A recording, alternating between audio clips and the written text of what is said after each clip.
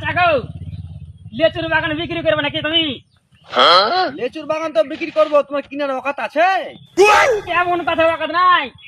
অকাত নাই কেন বলছি আমি, এক আধটা লেচুর দাম হচ্ছে এখন এবছর হবে একটার দাম 100 টাকা পিস।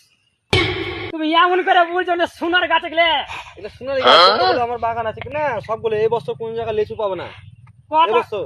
কত গালি বাগান আছে তোমার? বাগান আমার অনেক আছে, ম্যাক্সিমাম 40টা গাছ আছে, গাছ 40টা গাছ, এক একটা না। তো কয় টাকা দাম তুমি বলো না?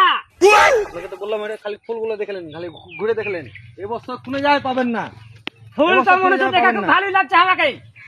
এবছর দেখা ভালো লাগবে যে এবছর একটার দামে 100 টাকা পিস হবে লেচু।